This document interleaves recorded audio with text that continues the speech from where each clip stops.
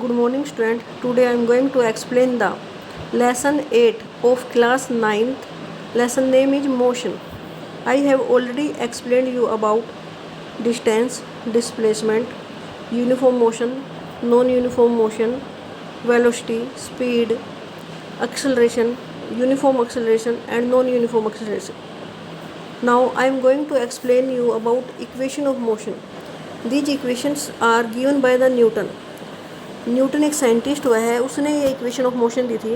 According to him, when an object moves along a straight line with uniform acceleration, जब कोई object जैसे कोई गाड़ी है वो स्ट्रेट लाइन में चल रही है with uniform acceleration means whose velocity increase और decrease in equal amount in equal interval of time, उसकी वेलोसिटी ना सेम इंक्रीज हो रही है या सेम डिक्रीज हो रही है, तो उसकी वेलोसिटी, एक्सेलरेशन, डिस्टेंस कवर्ड और जो टाइम लेता है वो उसमें कोई ना कोई रिलेशन होगा. उसे इन तीन इक्वेशन के द्वारा दिखाया गया है. जो पहली इक्वेशन है उसे बोलते हैं वेलोसिटी टाइम रिलेशन. ये आपको तीनों इक्वेशन याद रखनी है. v = u + at. इसके बेस पर, इनके बेस पर न्यूमेरिकल आएंगे कुछ, जैसे मैथ के सम होते हैं इसी तरह फिजिक्स की लेसन है ये, तो फिजिक्स में भी कुछ न्यूमेरिकल होंगे. v = u + at, ये वेलोसिटी टाइम रिलेशन बोलते हैं इसको. पहली इक्वेशन है. इसमें u क्या है? इनिशियल वेलोसिटी, कि कोई जब गाड़ी या कोई ऑब्जेक्ट चलता है तो उसकी शुरू में क्या वेलोसिटी है उसे u से डिनोट कर रहे हैं. v फाइनल वेलोसिटी है, उसकी लास्ट में वेलोसिटी क्या थी. a एक्सेलरेशन मीन्स क्योंकि वेलोसिटी चेंज हो रही है तो वो एक्सेलरेट कर रही है, तो a से डिनोट करेंगे उसे. s डिस्टेंस कवर्ड, कि उस गाड़ी ने या उस व्हीकल ने कितना डिस्टेंस कवर किया. t है टाइम टेकन, और कितने टाइम के अंदर उसने कितना डिस्टेंस कवर किया.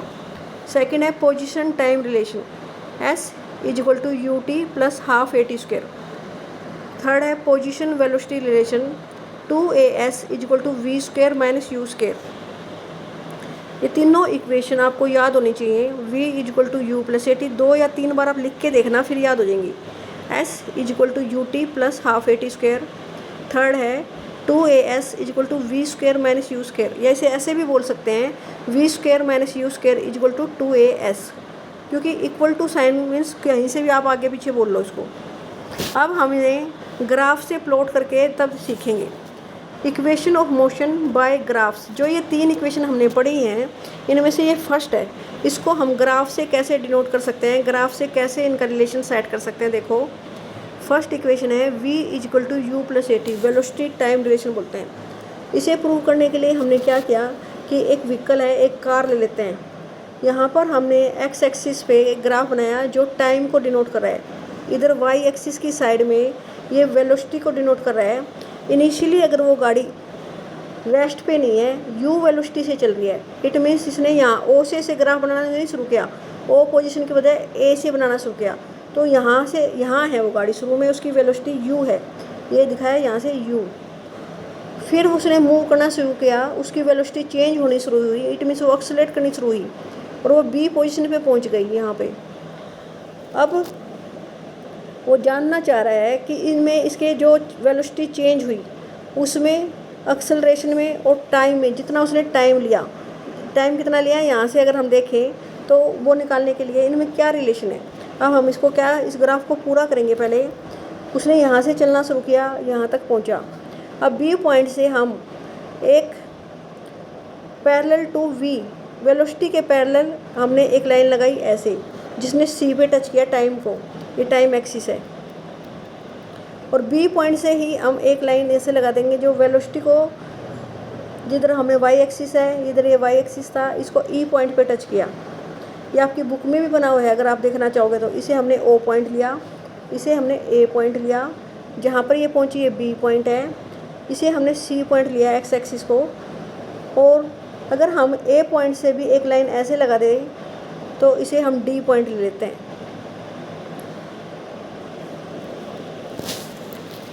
और जो इनिशियल वेलोसिटी है वो क्या है, ओ सी. इनिशियल जो वेलोसिटी है वो है ओ ए. ओ ए को किससे दिखाया हुआ है हमने, u. O A = u. It means u not equal to 0. शुरू में वेलोसिटी वो वस्तु मूव कर रही है, वो 0 पे नहीं है. Initial velocity of moving object क्या है, यू। यू मीन्स वो जो गाड़ी है वो शुरू में जीरो वेलोसिटी से नहीं चल रही, हमने कुछ ना कुछ यू लिया है इसको। अब इसका जो ए डी है और ओ सी ये पैरेलल है और इक्वल टू है time taken. O A is equal to C D, इसे है यू के बराबर, ये यू था तो ये भी यू क्योंकि इक्वल है। ओ ई, जो ये ओ ई डिस्टेंस है ये है पैरेलल टू बी सी, और ये किसके बराबर है, वी वेलोसिटी के। लास्ट में उसकी वेलोसिटी क्या हो गई थी, वी। अब बी डी, अगर हम उसमें से ये बी डी पोर्शन निकालना चाहें तो बी डी कैसे निकलेगा, पूरी ये लाइन है ना जो B C minus C D, B D is equal to v minus you.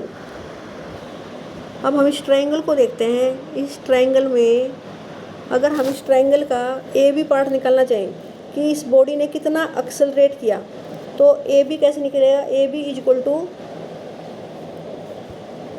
B D upon में A D, A B is equal to B D ये वाला पोर्शन अपॉन में ए डी। अब बी डी कितना है, पूरा तो ये था वी, तो v में से नीचे का u पोर्शन माइनस कर दो, अब v माइनस यू अपॉन में t, और नीचे वाला ये ए डी किसके बराबर था, ओ सी के, तो a is equal to v minus u by t. अब इसे हम क्रॉस मल्टीप्लाई करेंगे तो क्या आएगा, a t is equal to v minus u. इसे लास्ट में ये u इधर माइनस में है, उधर जाके किसका हो जाएगा, प्लस का, तो v is equal to u plus a t. तो इस तरह से इक्वेशन जो हमारी फर्स्ट है वो आ जाती है।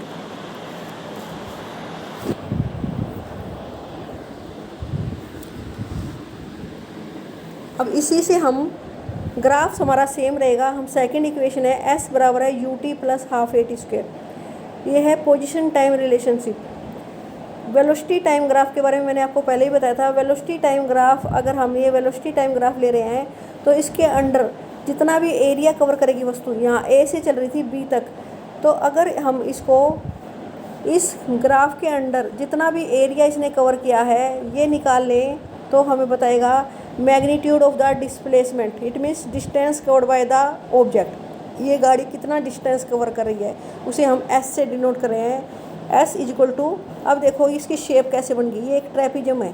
ट्रेपिजम क्या होती है, जिनकी आमने सामने के दो साइड पैरेलल हो, तो ये ट्रेपिजम है। तो एरिया ऑफ ट्रेपिजम ओ, ये ओ है, ए ये ए पॉइंट है, बी सी, ये जो ट्रेपिजम है ओ ए बी सी, इसका एरिया निकल जाएगा तो हमें डिस्टेंस कवर्ड पता चल जाएगा।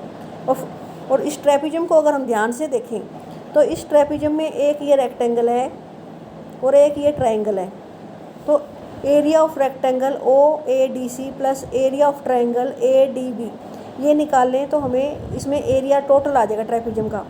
पहले लिया area of rectangle is equal to O A plus area of trapezium, area of rectangle क्या हो गया, ओ ए प्लस में मल्टीप्लाई बाय ओ सी, यहाँ तक ये सी पॉइंट था, ठीक है, प्लस में half A D into B D, ये आ गया area of triangle. S is equal to O A कितने के बराबर है, यू के, ओ सी किसके इक्वल है, टी के, प्लस में हाफ ए डी किसके इक्वल है, ये ए डी टाइम के इक्वल था T, multiply by B D, ये बी डी हमने अभी दिखाया था आपको वी माइनस यू होता है, टोटल v है ये बी सी, तो बी डी क्या हो गया, v माइनस यू। अब अगर हम इक्वेशन फर्स्ट यूज करें तो इक्वेशन फर्स्ट क्या थी, v is equal to u plus a t, तो v माइनस यू किसके बराबर हो गया, ए टी, तो इस v माइनस यू के प्लेस पर हम ए टी रख सकते हैं, तो s क्या आ गया, u t plus half a t square, तो s हमारा आ गया s is equal to u t plus half a t square, क्योंकि हमने v माइनस यू के प्लेस पर ए टी रख दिया इक्वेशन फर्स्ट से। पहली इक्वेशन से हम इसके प्लेस पर यहाँ ए टी रख देंगे तो सेकंड इक्वेशन आ जाएगी s is equal to u t plus half a t square. ये हमारा पोजीशन और टाइम में रिलेशन आ गया। इसमें दोनों में सेम ग्राफ लेना है जो पिछली इक्वेशन में लिया था, बिल्कुल same as it is graph बना हुआ है और रिलेशन भी सेम है, नाम भी सेम है इस ग्राफ में। अगर आप देखोगे तो यहाँ ओ है, O point, A point, B point, C point, D point, same बिल्कुल जैसे ही था। ये यू है, ऐसे ही मैं हमने पहले लिया था। ये बी सी को हमने वी लिया था और बी डी हमारा क्या आ गया था, वी माइनस यू, इसमें से घट जाएगा, ये माइनस हो जाएगा। और ये टाइम है तो इसके पैरेलल ये भी टाइम दिखाएगा टी, ठीक है। इस तरह से हमने दो आज रिलेशन सीखे हैं, इनको आप ध्यान से रीड कर लेना। आपकी बुक में भी दिए हुए हैं, अगर आप बुक से ध्यान से देखोगे तो बुक में एज इट इज़ दिया हुआ है ये सब। आज हमने इतना पढ़ा है स्टूडेंट्स। इनको तीनों जो है ना, velocity time relation, position time relation, ये तीन इक्वेशन थी। इन तीनों इक्वेशन के बारे में आपने लर्न करना है। तीनों ही इक्वेशन आपको लर्न करनी है। v equal to u plus a t, s equal to u t plus half a t square, v square minus u square equal to 2as। Okay student, आज हम इतना ही पढ़ेंगे। ये दो हैं आपको ग्राफ मैंने बताए हैं, इनको आप बुक में से देख के अच्छी तरह से लर्न कर लेना, और इनको रिटन प्रैक्टिस भी करनी है। आपको रिटन प्रैक्टिस करोगे तो ही आपको समझ आएंगे।